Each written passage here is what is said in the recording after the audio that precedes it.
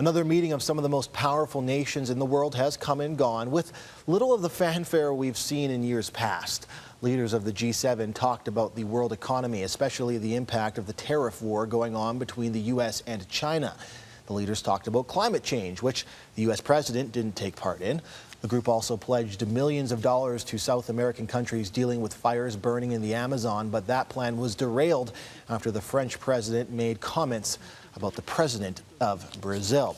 It's a good time to bring in Danielle Smith from CHQR 770 joining us this morning. You're going to talk more about this on your show starting at 9:30. And it's interesting, last year we had the tweets from Donald Trump. We had one of his advisors with some charged language. Now it's glowing words from all the leaders about their conversations. What was your big takeaway from the meeting? Well, it looks like things are on the mend between Justin Trudeau and Donald Trump, and I think that's good. Maybe the softening of the position comes from the fact that we do have a new U.S.-Canada free trade agreement, or what does he call it? USMCA, U.S.-Mexico-Canada free trade agreement.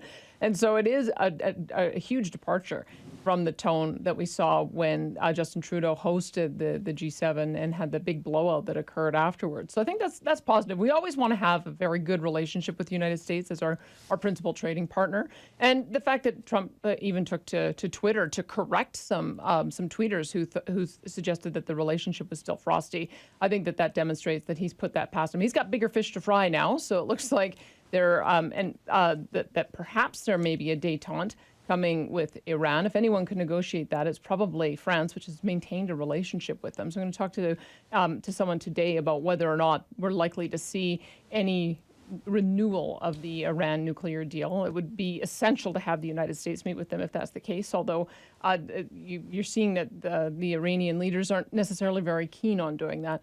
The other issue is going to be around Brazil, which I think is a bit of a head scratcher because when you look at one of the responses that the Brazilian president has said is, why don't you take care of business in your own backyard? Let's remember that the California fires saw over 80 people killed. They were raging out of control.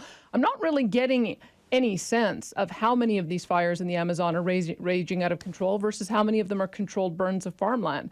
And so do you really need to send in the armed forces and have a world response if that's the majority of what the fires are?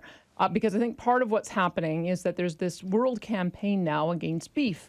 And Brazil is one of the big beef producers of the world. And so with a new conservative leader in Brazil with Bolsonaro, he wants to increase the beef production. So is that something that warrants the G7 countries leaping in to try to stop? I think that we're going to have a lot more conversation about that, and it's not really all that clear that this is a direct cause of climate change. I think there's other politics that are at play here. And that conversation will get going in about an hour's time on the Danielle Smith Show, starting at 9:30. Thank you so much. Have a great show.